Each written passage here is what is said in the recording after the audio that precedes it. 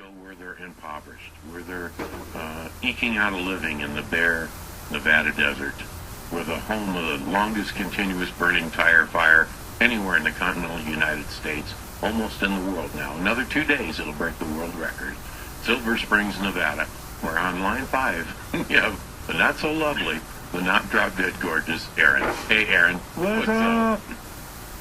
Well, you know, we got the howling, screaming, and moaning winds going on out here this morning. They're all working real hard. And it's a little bit of water coming in. Fortunately, all this wind has moved the smoke somewhere where we don't have to deal with it anymore. We've given it to somebody else. I think Fallon's suffering right now. Yeah. All the planes are grounded. Yeah. The Fallon Air Base out there, the planes are grounded because of the tire smoke. Yeah. Man, you know what? It started blowing about midnight last night, and I thought, I looked out for a minute, some of the trees were like sideways. I woke up around midnight too. Bad.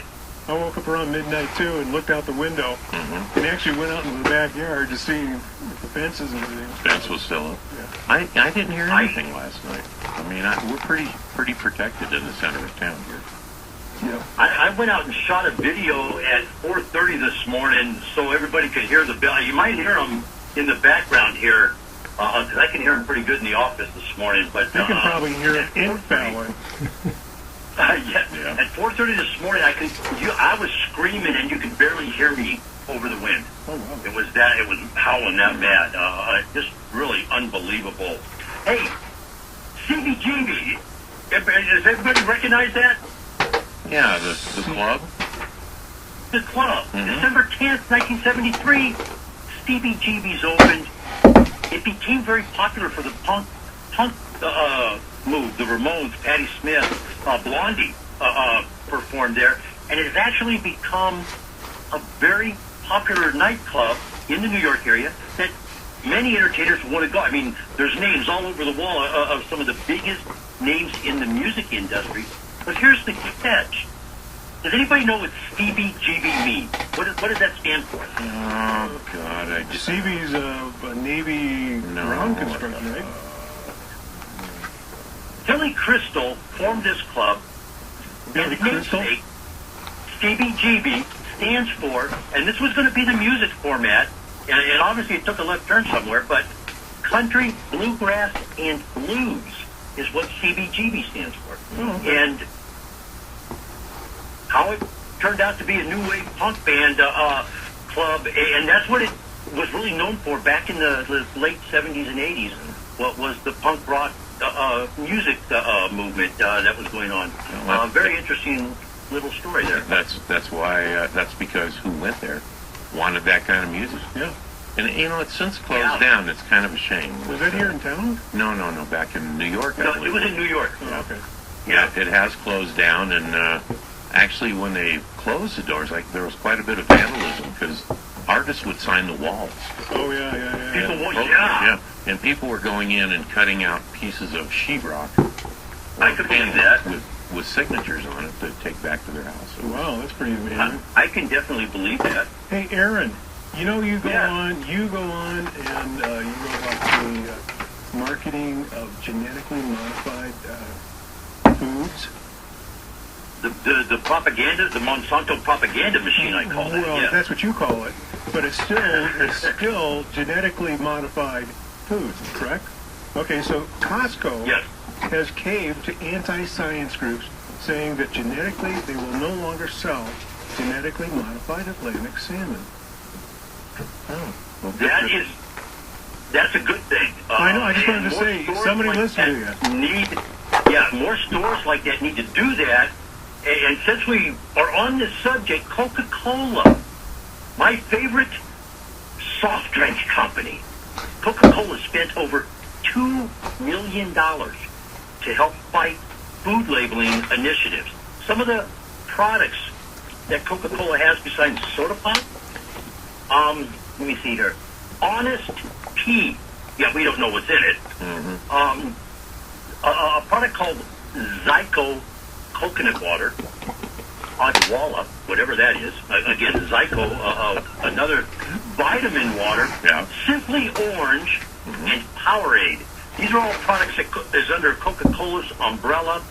They have spent a tremendous amount of money to help stop food labeling, in my opinion, quit drinking Coke. I mean, it's no good for you anyways. If you can clean battery terminals on a car with that stuff, how can you stick it in your gullet? I'm sorry. I got afraid of sodas when I was 6 years old, and I watched my Uncle George clean the battery terminals in the car. They were all, they had all that fuzz stuff on it. And he poured the Coke on there, and it foamed all up and everything. And I looked at that. I looked at my uncle. He's taking a big old swallow, and I said, Uncle George, I said, if it's doing that, what's it doing to your stomach? Yeah, well, I was sick. That's the pH of it. It's an acid, and acids and bases don't mix. That's why it cleans off the fuzz. It was like, man, you know what? I got a problem drinking that now. I've never really cared for soda all my life, so soda's never been something I do when it comes to like carbonated drinks.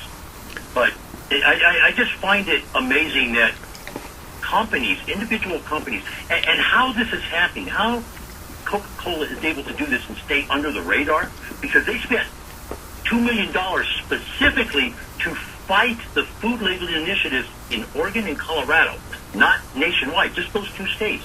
So that's a tremendous amount of money for a company to start spitting out, and the public doesn't see it because they're going through an organization that the initials GMA, Grocers Manufacturers Association, which is people like Kellogg's, General Mills, Coca-Cola, people that produce a food product, and these are the people that don't want us, I'm sorry, you want us to buy your product, but you don't want to tell us what's in it. It comes right back down, who do your elected officials represent? When these issues go to bad, nobody's being heard out here. Well, I have a thought on that. I think gasohol is a good thing, turning corn into something that can be used.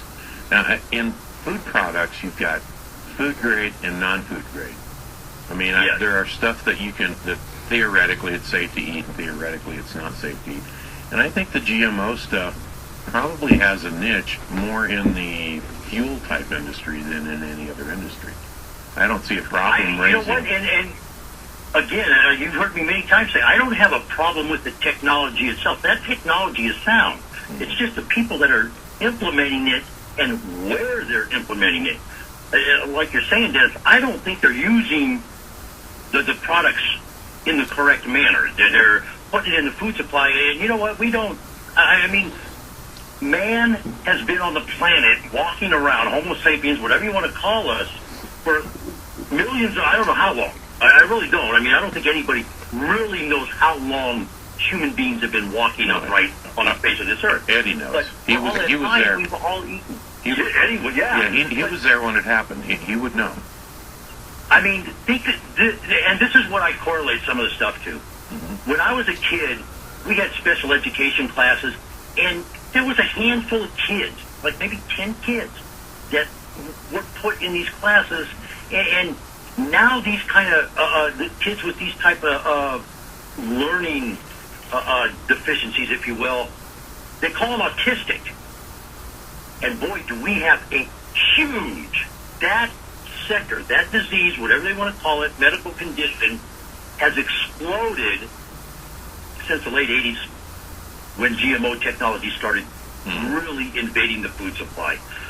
Is it related? I don't know. I'm not a scientist. I've never done a study on that. But when you start looking at some of the numbers of some of the different medical conditions that are involved in what people with us today, and when they started to blow up and expand in our society, I mean, it doesn't take a rocket scientist to connect the dots.